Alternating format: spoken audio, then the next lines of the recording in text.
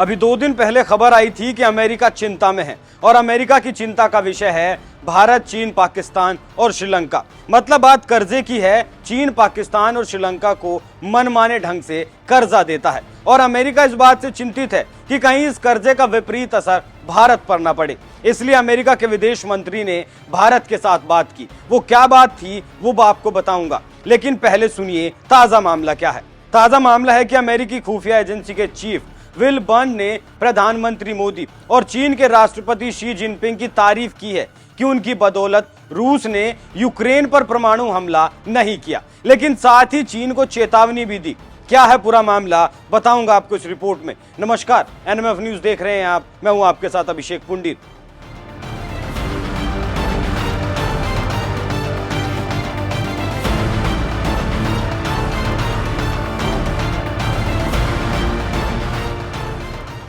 America की खुफिया agency के प्रमुख विल बर्न्स ने कहा कि प्रधानमंत्री नरेंद्र मोदी और चीनी राष्ट्रपति शी जिनपिंग परमाणु हथियारों का विरोध कर चुके हैं, जो बेहद महत्वपूर्ण है। उनका यह बयान रूस को परमाणु हथियारों से परहेज करने से जुड़ा है। ये बात उन्होंने तब कही जब 2 दिन पहले ही विदेश मंत्री एंटनी ब्लिंकन ने कहा था कि उन्होंने भारत और चीन से रूस के परमाणु हथियारों के इस्तेमाल का विरोध करने को कहा है। सीबीएस न्यूज के एक इंटरव्यू में विल बर्न्स से तुर्की में पिछले साल हुई रूसी खुफिया प्रमुख सरगेई नारिशिकन के साथ मुलाकात के बारे में पूछा गया।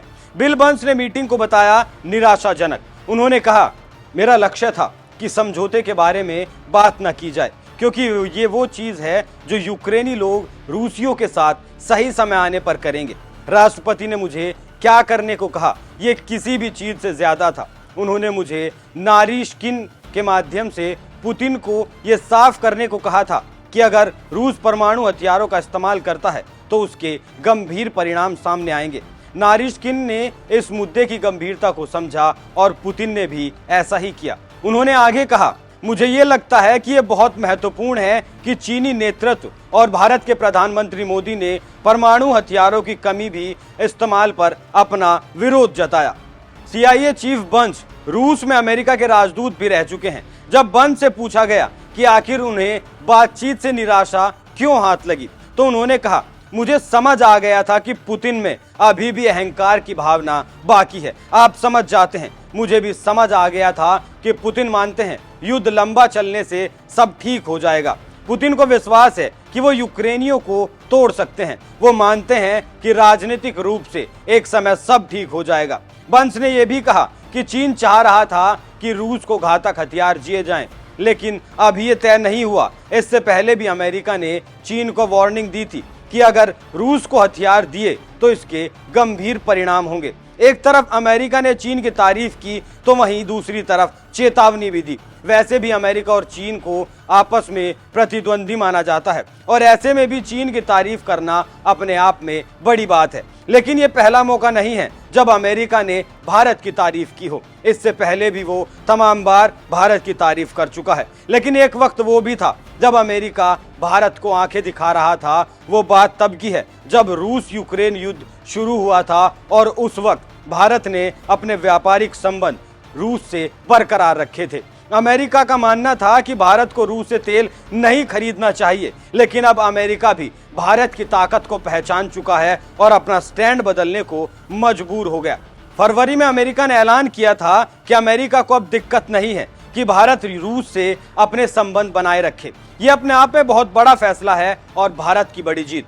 भले ही रूस अमेरिका के रिश्ते में तल्खी है, लेकिन इन सब के बीच भारत का दोनों देशों के साथ संबंधों पर कोई असर नहीं पड़ता। भारत द्वारा रूस से तेल खरीदने को लेकर अमेरिका ने अपना रुख साफ कर दिया। यूरोपीय और यूरेशियन मामलों के अमेरिकी सहायक विदेश मंत्री कैरेन डेनफ्राइड ने कहा, रूस से तेल खरीदने में भारत की ओर से अपनाए गए दृष्टिकोण से अमेरिका सहज है। साथ ही उन्होंने कहा कि भारत पर प्रतिबंध लगाने का उसका कोई विचार नहीं है, क्योंकि दोनों देशों के बीच संबंध काफी महत्वपूर्ण है। ANI के मुताबिक रूस से भारत द्वारा तेल खरीदने के संबंध में मीडिया द्वारा सवाल पूछे जाने पर डॉन फ्राइड ने कहा कि हम भारत पर प्रतिबंध लगाने के बारे में नहीं सोच रहे। भारत के साथ हमारे संबंध सर्वाधिक परिणामी संबंध हैं। उन्होंने मानवीय सहायता प्रदान करके यूक्रेन के लोगों के लिए भारत के समर्थन का स्वागत किया और यूक्रेन के खिलाफ रूस के अकारण युद्ध को तत्काल खत्म करने के भारत के आह्वान का भी स्वागत किया। उन्होंने आगे कहा कि इस दशक के अंत तक रूस के तेल और गैस उत्पादन में 50% तक की गिरावट आ सकती है। हमारा प्रतिबंध लगाने की नीति में विश्वास नहीं है। भारत ने जो रुख अपनाया है उससे हमें कोई भी परेशानी नहीं है। रूस के बजट घाटे से पहले ही परिणाम दिख चुके हैं। अमेरिकी सहायक विदेश मंत्री ने आगे कहा कि हम प्रधानमंत्री नरेंद्र मोदी के इस दावे का स्वागत करते हैं कि आज का युग युद्ध का युग नहीं है। इसके साथ ही उन्होंने कहा कि पिछले साल नवंबर में बाली G20 शिखर सम्मेलन में वार्ता और कूटनीति के लिए प्रधानमंत्री मोदी की टिप्पणियों का हम स्वागत करते हैं। उन्होंने कहा कि G20 अध्यक्ष के रूप में भारत की नेतृत्वकारी भूमिका सराहनीय है। इसके अलावा उन्होंने पुतिन पर निशाना भी साधा। उन्होंने कहा कि रूस के तेल और गैस संसाधनों को हथियार बनाकर पुतिन ने दिखा दिया कि वो रूस फिर कभी भी विश्वसनीय ऊर्जा आपूर्तिकर्ता नहीं बन सकेगा। रूस ने वैश्विक तेल और गैस की कीमतों में वृद्धि भी की है, जो अभी दुनिया भर में भी जारी है। विदेश मंत्री एस जयशंकर ने हाल ही में रूसी तेल को लेकर अमेरिका और यूरोपीय देशों की बोलती बंद की थी। उन्होंने आईना दिखाते हुए कहा था कि यूरोप ने भारत की तुलना में फरवरी 2022 में 6 गुना ज्यादा जीवाश्म ईंधन रूस से खरीदा है। ऑस्ट्रिया दौरे पर विदेश मंत्री ने अपने तर्कों और इतिहास को याद दिलाते हुए पश्चिमी देशों का मुंह बंद कर दिया था। अमेरिका भारत की जो हर मोर्चे पर तारीफ कर रहा है वो दिखाता है भारत की विदेश नीति को और दिखाता है भारत के बढ़ते हुए रुतबे को। अब सुनिए अमेरिका की उस चिंता के बारे में जो उसने चीन और पाकिस्तान को लेकर जताई है।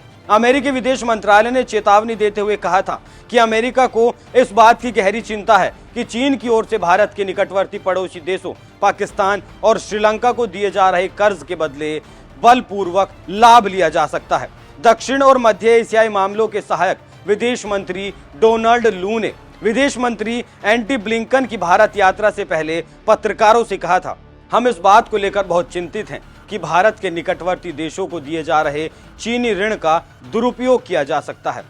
तो ऐसे में समझा जा सकता है कि जैसे पहले अमेरिका भारत पर दबाव बनाकर कोई भी फैसला थोप दिया करता था, वो अब ऐसा नहीं करता, क्योंकि वो समझ चुका है भारत को नाराज करके वो अपने पैरों पर कुल्हाड़ी मारने का काम करेगा। आप इस खबर पर क्या राय रखते हैं, हमें कमेंट कर जरूर बताएं। नमस्कार।